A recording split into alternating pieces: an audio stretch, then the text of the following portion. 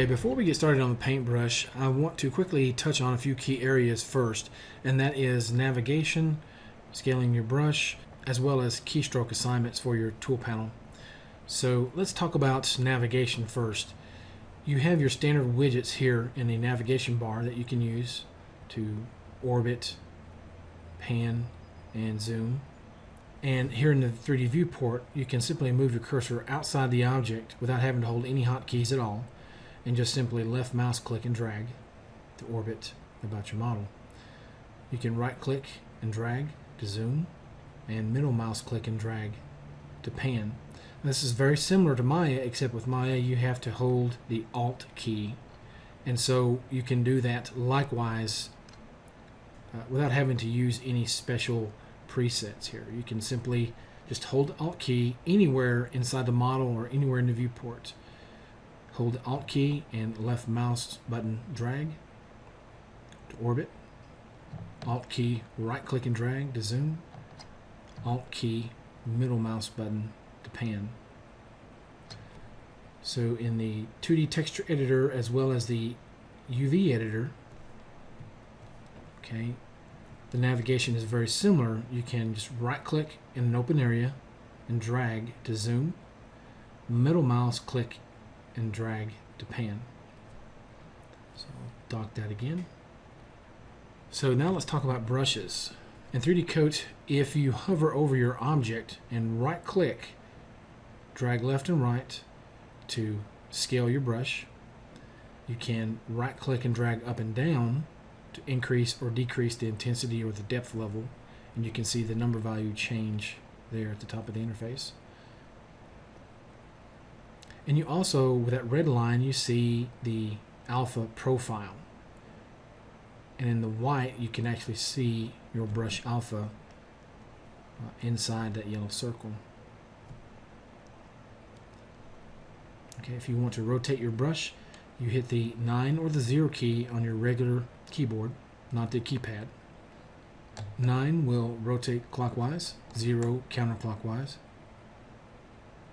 And you can also use your bracket keys just as you do in Photoshop to increase or decrease the brush size.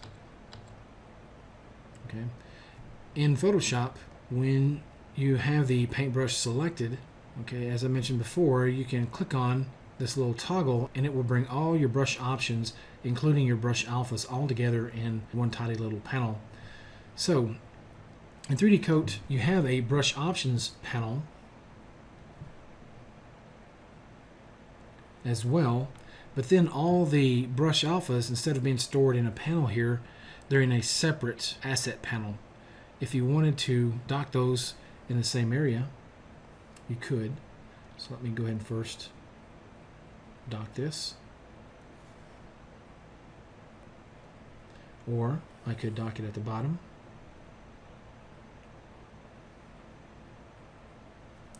And then when you want to scroll, you can just use a little tab here,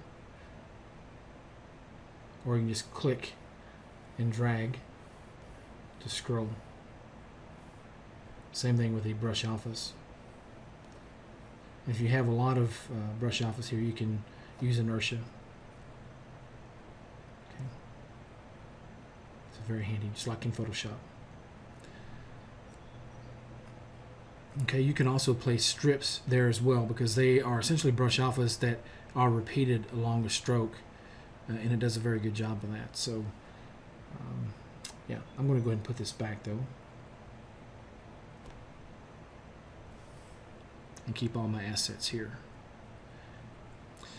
So let's quickly touch on the hotkey assignments. The hotkeys for your most common tools, such as your paintbrush, they're not assigned to the same ones that you have in Photoshop, but you could change it if you want. So let's go ahead and do that now.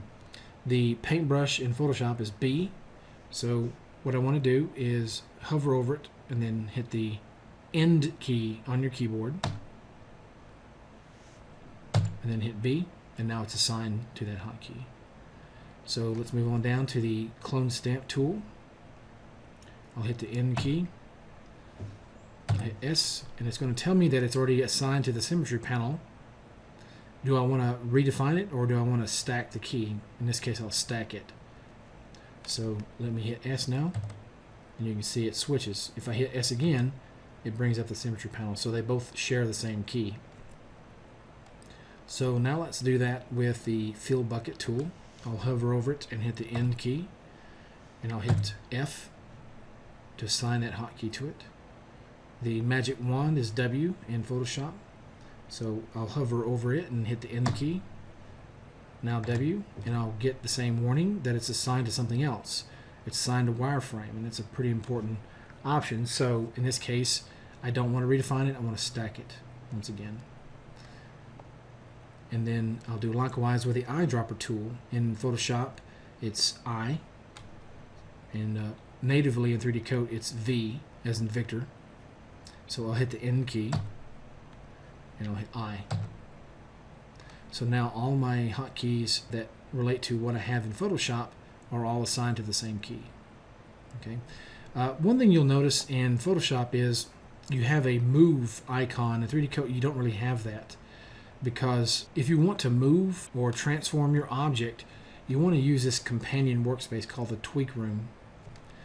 And here is where you would choose something like the select move tool, and it gives you a range of options for making basic transforms or gradient transformations or gradient selections and so on. So the default selection would be select with pen or rectangle. If you've got multiple objects to select, instead of selecting objects, you can only select one at a time with a pen. But here you could select multiple objects with your rectangle or maybe a freeform lasso and so on. So let's go ahead and do that. It will select all your objects, and now if you want, you can move it, rotate, scale. You can expand your selection if you made a gradient selection, and so on. So I'll clear that, step out of that tool, and I'll go back to the paint room. I think I'll stop right here, and we'll pick up in the next video covering the paintbrush. So stay tuned.